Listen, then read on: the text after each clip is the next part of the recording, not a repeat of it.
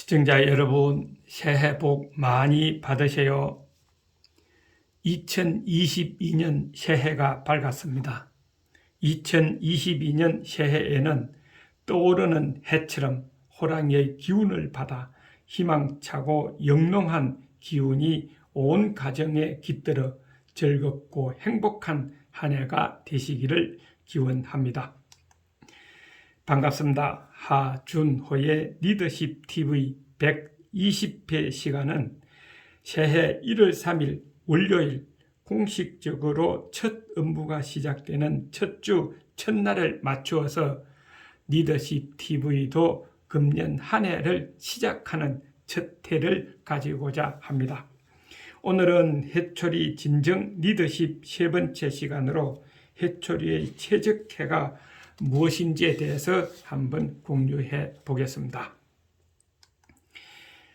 오늘의 배경 화면은 1월 1일 아침 관악산에서 본 일출 모습입니다.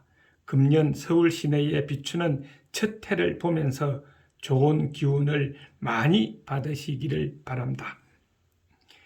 순자의 제자인 한비자의 사상 중 하나입니다. 가난한 자에게 재물을 베푸는 것을 세상에서는 인의라고 하면 백성들을 가볍게 여겨 차마 벌주지 못하는 것을 사랑과 은혜라고 합니다. 그러나 세상의 지도자들이 그런 번듯한 명분에만 사로잡혀 실체를 살피지 않는다면 크게는 조직이 망하고 작게는 지도자의 권력이 약해질 것이다 라고 이야기했습니다. 무엇을 의미한 것일까요? 분석해보면 이런 의미가 아닐까 생각합니다. 벌을 줘야 할 때는 죄를 물어 합당한 벌을 주고 용서해야 할 때는 만인이 인정할 수 있는 이유를 제시하고 용서하는 해초리의 최적해, 즉 가장 알맞는 해초리를 강조한 것이라고 할 수 있겠습니다. 그러면 왜 이렇게 해초리의 최적해가 중요할까 하는 것이죠. 첫 번째는 엄하고 무서운 형벌이 있는 조직, 즉 해초리가 너무 과한 조직에서 일어날 수 있는 상황이나 조직 분위기입니다. 당연히 공포 분위기가 조성될 것이고 그러다 보면 조직 구성원들이 행동이나 사고가 이축되어 수동적으로 움직일 것이며 수직 계통의 커뮤니케이션이 안 되어 나쁜 보고나 정보가 소통되지 않을 것입니다.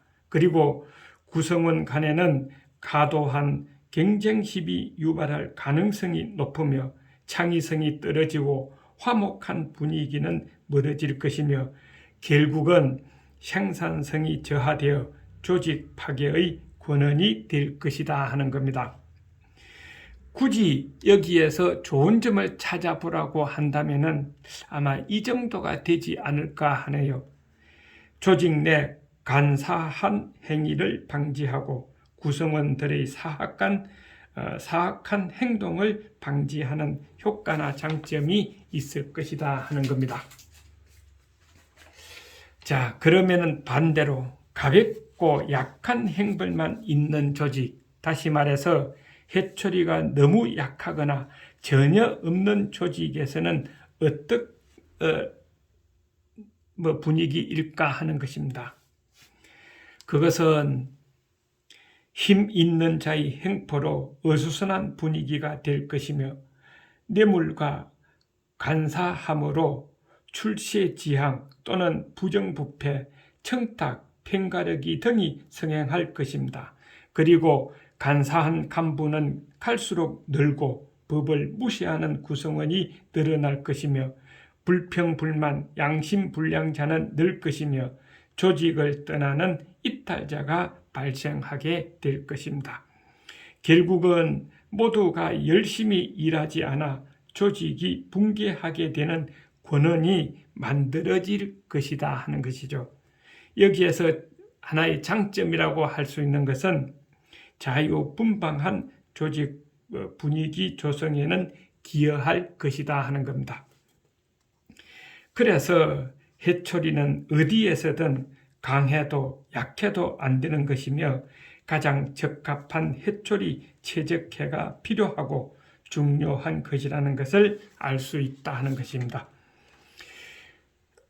또 공자의 제자인 순자는 해초리의 최적해 방법에 대해 이렇게 행동 요령을 가르쳐 주었습니다. 지도자는 덕이 있는 자는 일하게 하고 아첨하는 자는 못 나오게 막아야 한다면서 사람을 쓰고자 할 때는 능력 있고 현명한 사람을 등용하면 무능하고 투기나 일삼는 간사한 부류는 발붙일 곳이 없게 된다. 그래서 지도자는 유능한 인재를 등용하고 간사한 자를 쫓아내는 해초리를 중시해야 한다고 했습니다. 자, 그러면 해초리는 우리나라만 있었을까요? 외국의 해초리 방법 몇 가지를 소개할까 합니다.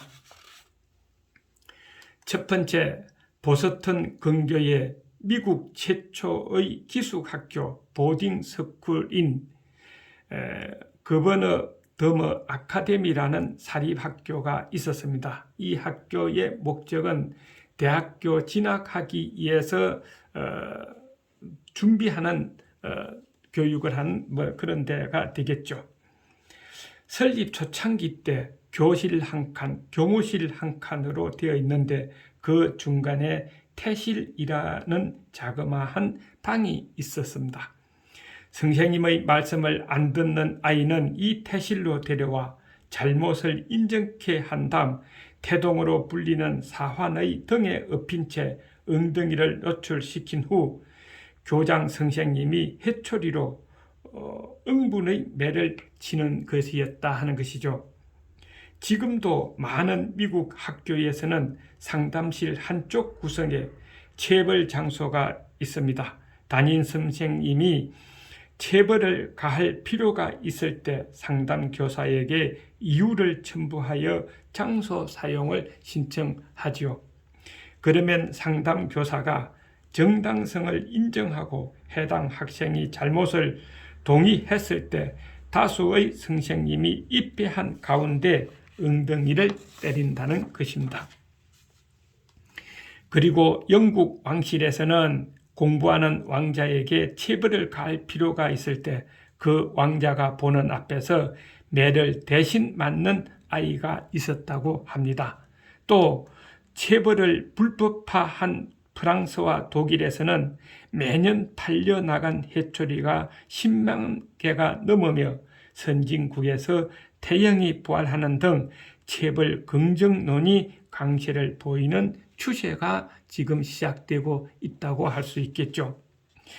자, 그러면 해초리 사용의 의미가 무엇이기 때문에 이렇게 할까요? 하는 겁니다.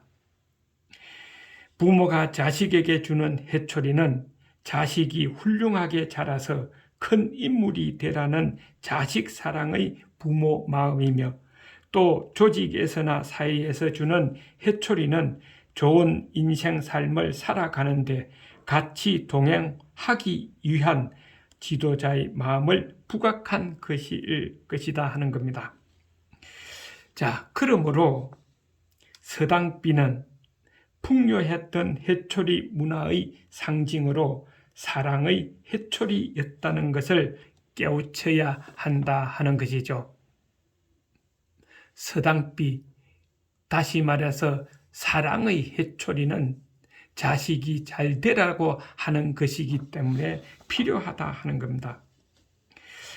자, 그렇다면은 해초리는 없앨 것이 아니라 해초리를 주고 난 다음에는 꼭 끌어안고 같이 울어줄 수 있는 사랑의 마음 표현이 있어야 하는 것이 포인트가 된다 하는 것을 우리는 다시 한번 깨우쳐야 된다 하는 것이죠.